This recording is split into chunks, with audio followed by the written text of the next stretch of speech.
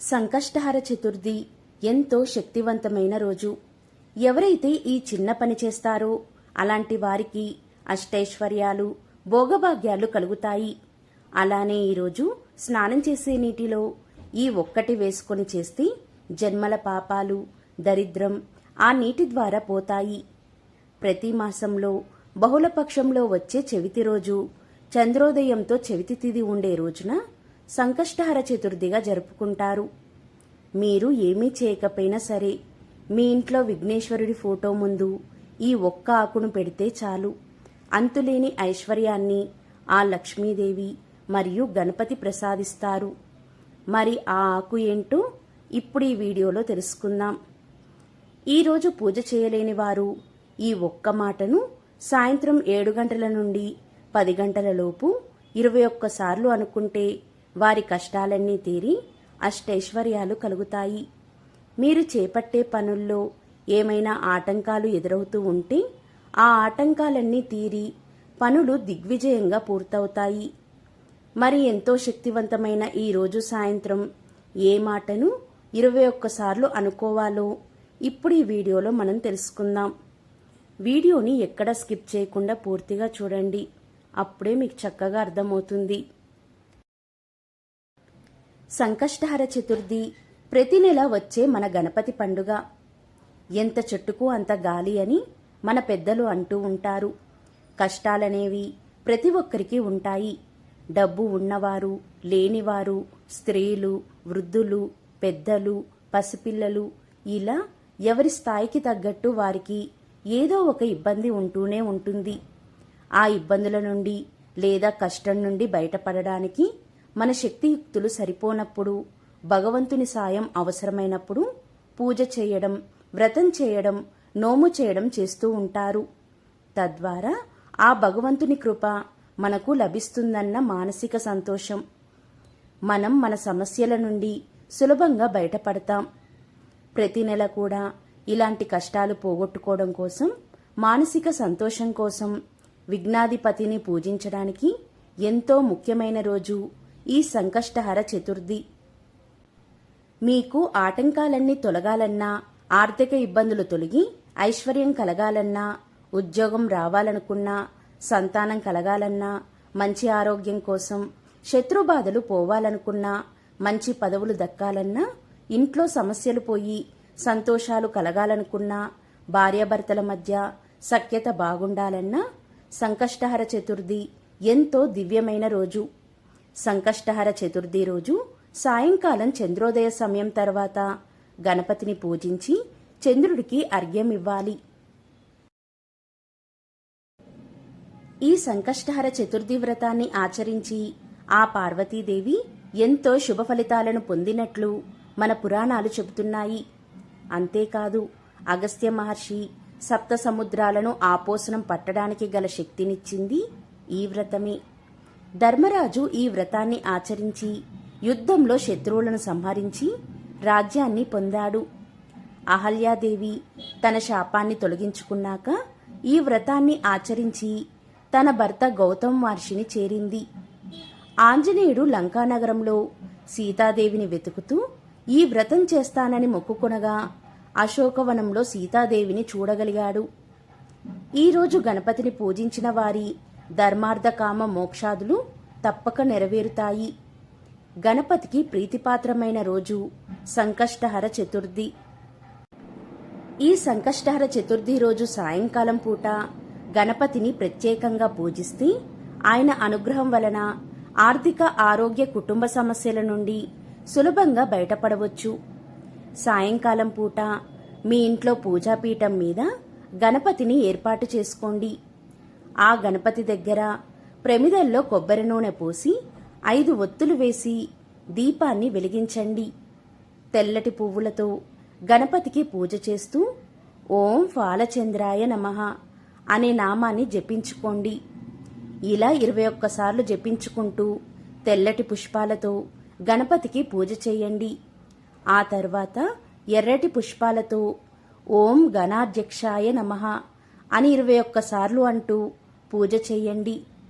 మధ్య మధ్యలో గరికను గణపతికి సమర్పిస్తూ ఉండండి. ఇలా పూజ చేసిన తర్వాత గణపతికి బెల్లం ముక్క, పాలు నైవేద్యంగా పెట్టండి. పాలల్లో యాలకులు వంటివి కలిపి నైవేద్యంగా పెట్టండి. హారతి ఇచ్చి దాన్ని ప్రసాదంగా మీ ఇంట్లో వారంతా స్వీకరించండి. అలానే ఈరోజు పూజ మొత్తం పూర్తయ్యాక ఆరుబయట వెన్నెల్లో పాలను ఒక 10 నిమిషాలు ఉంచి ఆ పాలు తెచ్చి గణపతికి నైవేద్యంగా పెట్టినా కూడా గణపతి అనుగ్రహం చాలా సులభంగా కలుగుతుంది. ఈ సమయంలో విఘ్నేశ్వరుని విగ్రహం దగ్గర గరికను ఉంచినట్లయితే మీ సమస్త కోరికలు తీరేలా ఆ విఘ్నేశ్వరుడు దీవిస్తాడు. గరికను ఎవరైతే ఈ శుభ సమయంలో సమర్పిస్తారో వారు ఆ గణపతిని సంతోషపెట్టిన వారవుతారు. తద్వారా ఆ గణపతి సకల సంపదలను ప్రసాదిస్తాడు. ఈరోజు ఈ సమయంలో విఘ్నేశ్వరుడి ముందు గరికను ఉంచి ఆ గరిక మీద ప్రమిద ఉంచి గణపతికి ఇష్టమైన కొబ్బరి నూనె పోసి ఆ ప్రమిదల్లో 5 ఒత్తులు వేసి దీపాన్ని వెలిగించి ఉత్తరముఖంగా గణపతి దగ్గర ఉంచాలి. ఆ తర్వాత గణపతికి కుడుములు కాని ఉండ్రాలు కాని నైవేద్యంగా పెట్టాలి. ఈ సమయంలో ఇలా చేస్తే వారి సమస్త పాపాలు అగ్నిలో పడిన దూది మాదిరి నశిస్తాయి. అంతులేని ఐశ్వర్యం కలిగి కోటి జన్మల మహాపుణ్యం వస్తుంది. అలాంటి వారు శివలోకంలో 1000 సంవత్సరాలు సుఖాలను అనుభవిస్తారు. అష్టైశ్వర్యాలు భోగభాగ్యాలు కలుగుతాయి. అన్ని ఆటంకాలు పోయి ప్రతి పనిలో విజయం కలుగుతుంది.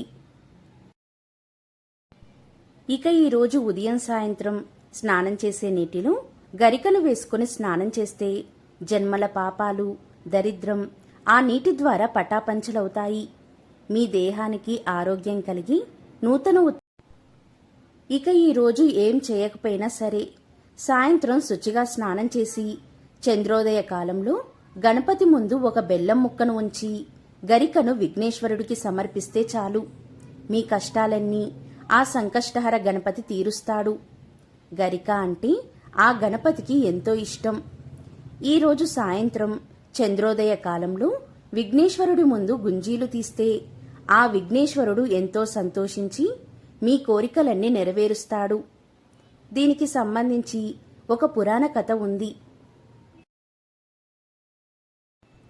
శ్రీ మహావిష్ణువు ఒకసారి కైలాసానికి వెళ్ళినప్పుడు అక్కడ ఉన్న వినాయకుడు విష్ణుమూర్తి ధరించిన సుదర్శన చక్రాన్ని లాక్కొని గబుక్కున నోటిలో పెట్టుకున్నాడట.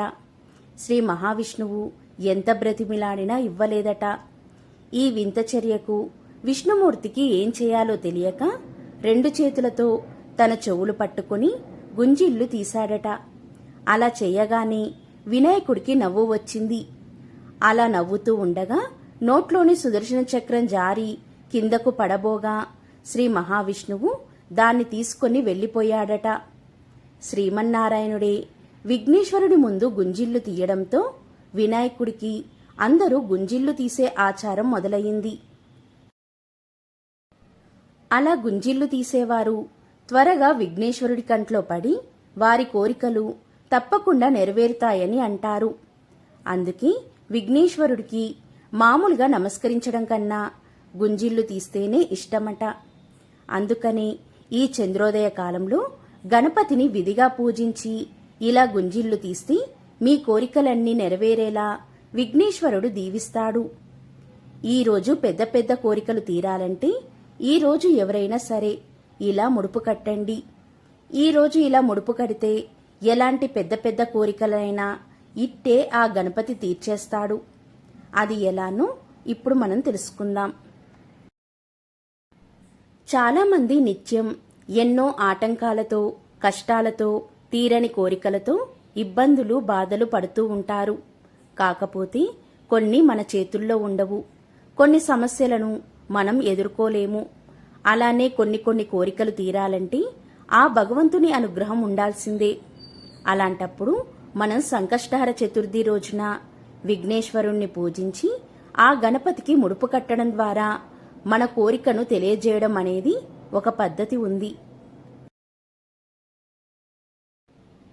ఈ సంకష్టహర చతుర్థి రోజున మీ కోరికలను ముడుపు ద్వారా ఎలా తెలియజేయాలనేది ఇప్పుడు మనం తెలుసుకుందాం.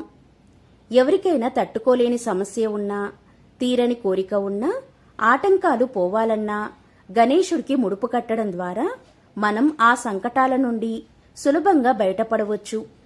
ముందుగా పూజామందిరం ముందు ఒక పీట వేసుకొని పసుపు రాసి ముగ్గు వేసుకొని పసుపు కుంకుమలతో అలంకరించాలి. సంకష్టహర చతుర్థి రోజున ఉదయం 11 గంటలలోపు పూజ చేసుకుంటే చాలా మంచిది. ఈరోజు స్వామికి ముడుపు కట్టడం ద్వారా మన కోరికను తెలియజేస్తూ కొంచెం గరికను సమర్పించాలి. ఈ ముడుపు కట్టిన తర్వాత ప్రతి నెల వచ్చే సంకష్టహర చతుర్థి రోజున మీరు స్వామికి దీపారాధన చేసి కొద్దిగా గరికను కూడా సమర్పిస్తూ ఉండాలి. ఇక పూజా గదిలో పద్మం ముగ్గు వేసుకొని కుంకుమతో అలంకరించి పెట్టుకోవాలి. దానిమీద ఒక పీట వేసుకుని దానిపై విగ్రహం లేదా విఘ్నేశ్వరుని చిత్రపటం ఉంచాలి. తరువాత స్వామికి 2 ప్రమిదల్లో దీపారాధన చెయ్యాలి. నువ్వుల నూనెతో దీపారాధన చెయ్యాలి. తర్వాత విఘ్నేశ్వరుడికి ధూపం వేసుకోవాలి. సాంబ్రాణి ధూపం వేసుకుంటే ఇంకా మంచిది. స్వామికి ఎర్రని పువ్వులు, ఎర్రని అక్షింతలతో ఈరోజు స్వామిని పూజించాలి. ఎర్రని అక్షింతలు ఎందుకు అంటే కోరికకు సంబంధించి ఏమి నివేదించాలనుకున్నా అది నెరవేరుతుంది. మామూలుగా మన పూజలు పసుపు అక్షింతలతో చేస్తాము. కానీ క్షిప్రగణపతి పూజ కానీ సంకష్టహర చతుర్థి ముడుపు కట్టే రోజు కానీ మనం ఎర్రని అక్షింతలతో చేయాలి. ముందుగా స్వామికి వస్త్రంతో తాంబూలం, అరటి పండ్లు ఉంచి సమర్పించాలి. అలానే ఎర్రటి పుష్పాలు స్వామికి అలంకరించాలి. ఇక ఎర్రటి అక్షింతలు ఎలా తయారు చేయాలంటే బియ్యంలో ఆవు నెయ్యి కొద్దిగా వేసి కుంకుమ వేసి కలిపితే ఎర్రని అక్షింతలు తయారవుతాయి. అంటే మన కోరికకు సంబంధించి స్వామికి నివేదిస్తున్నాము అనేది ఈ ఎర్రని అక్షింతల రూపంలో మనం స్వామికి పూజ చేయడం ద్వారా తెలియజేస్తాం. ఈ విధంగా ఎర్రని అక్షింతలు తయారు చేసుకోవాలి. ఈ అక్షింతలతో పూజ చేసుకోవాలి. పూజ రోజు సంకష్టహర చతుర్థికి సంబంధించి స్తోత్రం ఉంటుంది. అంటే సంకటహర గణేశ స్తోత్రం అని ఉంటుంది. ఇది వచ్చిన వారు పుస్తకంలో చూసి చదువుకోవచ్చు, లేదా ఆడియో వినడం ద్వారా కూడా పూజ చేసుకోవచ్చు. అది కూడా వీలు కాకపోతే ఓం గణేశాయ నమః అనుకుంటూ ఆ ఎర్రని అక్షింతలతో స్వామికి చక్కగా పూజ చేసుకోవచ్చు. సంకష్టహర చతుర్థి రోజున ఇంటిని శుభ్రం చేసుకుని గడపకు పసుపు రాసి కుంకుమ బొట్లను పెట్టి మామిడి ఆకులు వీలుగా ఉంటే గుమ్మానికి మామిడి తోరణాలు కట్టాలి. చేసే పూజలో ఎలాంటి ఆటంకాలు రాకుండా మనం ఎన్ని నెలలైతే చేస్తామనుకుంటామో, అంటే 3 నెలలు, 5 నెలలు, 11 నెలలు లేదా 21 నెలలు, ఇలా మనం ఎన్ని నెలలైతే అనుకుంటామో అన్ని నెలలు ఎలాంటి ఆటంకాలు కలగకుండా చూడమని మనసారా వినాయకుణ్ణి మొక్కుకొని ఆ తర్వాత ఎరుపు లేదా పసుపు రంగు క్లాత్ని పరిచి మన మనసులో ఏ కోరిక అయితే ఉంటుందో ఆ కోరికను తలుచుకుంటూ 3 గుప్పిళ్ల బియ్యాన్ని క్లాత్లో పొయ్యాలి.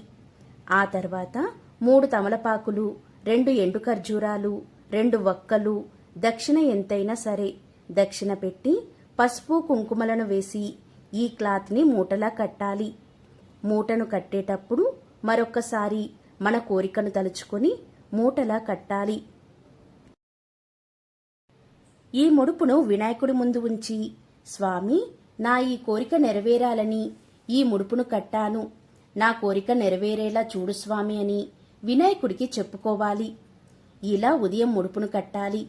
ఆ తర్వాత నైవేద్యాన్ని సమర్పించి సంకష్టహర గణపతి స్తోత్రాన్ని చదువుకోవాలి. గుడికి వెళ్లి వినాయకుడి దర్శనం చేసుకునే వీలు ఉంటే గుడికి వెళ్లి 3 అయినా 11 అయినా లేదా 21 ప్రదక్షిణాలు చేయాలి. వీలుంటే గరికమాలైనా తెల్ల జిల్లేడు పూలమాలనైనా వినాయకుడికి సమర్పించి పూజ చేపించుకొని కాసేపు గుడి ప్రాంగణంలో కూర్చొని ఇంటికి రావాలి. సంకష్టహర చతుర్థి వ్రతం చేసేవారు రాత్రి చంద్రుణ్ణి చూసే వరకు ఉపవాసం ఉండాలి. సాయంత్రం స్నానం చేయాలి. ఒకవేళ వాష్రూమ్కి అలా వెళ్తే మాత్రం తలస్నానం చేయాలి, లేకుంటే మామూలు స్నానం చేయాలి. ముడుపును కదల్పకుండా వినాయకుణ్ణి పూజించాలి. ఆ తర్వాత వినాయకుడికి చంద్రుడికి అర్ఘ్యం సమర్పించాలి. ఆ తర్వాత చంద్రుణ్ణి చూసిన తర్వాత భోజనం చేయాలి. వినాయక చవితి రోజు చంద్రుణ్ణి చూడకూడదు, కానీ సంకష్టార చతుర్థి రోజు తప్పకుండా చంద్రుణ్ణి చూడాలి. అపార్ట్మెంట్లో ఉండేవారికి కొందరికి చంద్రుణ్ణి చూసే అవకాశం లేకుంటే నక్షత్రాలైనా చూడాలి. ఒకవేళ నక్షత్రాలను కూడా చూసే అవకాశం లేకపోతే చంద్రుడికి వినాయకుడికి అర్ఘ్యం సమర్పించి అన్నం తినవచ్చు. ఉదయం నుండి ఏం తినక రాత్రి సమయంలో అన్నం తింటే అరగకపోవచ్చు. కనుక పండ్లు పాలు తేలికగా అరిగే పదార్థాలను తింటే చాలా మంచిది. ఇక మనం కట్టిన ముడుపును రాత్రంతా అలాగే ఉంచి మరుసటి రోజు మనం పూజ చేసి ముడుపు కట్టిన బియ్యాన్ని తీసి పరమాన్నం కానీ పులిహోర గాని చేసి వినాయకుడికి సమర్పించి వీలుంటే గుడికి వెళ్లి గణపతి పూజ చేసుకుని ఇంటికి వచ్చి పూజను ముగించుకోవచ్చు. గుడికి వెళ్లే అవకాశం లేకుంటే ఇంట్లోనే ఉదయం దీపం పెట్టి పూజ చేసి నైవేద్యం పెట్టి పూజను ముగించుకోవచ్చు. ముడుపు కట్టిన బియ్యాన్ని తెల్లారి నైవేద్యంగా సమర్పించిన తర్వాత ఇంట్లోని వాళ్ళంతా తినాలి. ఒకవేళ వ్రతం చేయలేని వారు గణపతికి పూజ చేసి సంకష్టహర గణపతి స్తోత్రాన్ని చదువుకొని పూజ చేయవచ్చు. ఈరోజు నాన్ వెజ్ మాత్రం అస్సలు తినకూడదు. ముఖ్యంగా చాలా మందికి వచ్చే డౌట్ ఏంటంటే, మనం ముడుపు కోసం ఉపయోగించే క్లాత్ని ప్రతి నెల కొత్త వస్త్రాన్ని ఉపయోగించాలా అని. శక్తి కలవారు ప్రతి నెల కొత్త వస్త్రాన్ని ముడుపు కోసం తీసుకోవచ్చు. లేదు అనుకున్న వాళ్ళు ముడుపు కోసం ఉపయోగించిన వస్త్రాన్ని అందులోని బియ్యాన్ని తీసేసిన తర్వాత ఆ క్లాత్ని పసుపు నీటిలో ముంచి ఆరేసి మనం రోజువారీ బట్టలలో కలపకుండా చక్కగా మడతపెట్టి మనం దేవుడి పూజా సామాగ్రిని భద్రపరిచే ప్లేస్లో ఈ క్లాత్ని ఉంచి మళ్లీ నెలలో వచ్చే సంకష్టార చతుర్థి వ్రతంలో ముడుపు కట్టుకోవడానికి ఈ క్లాత్ని ఉపయోగించవచ్చు.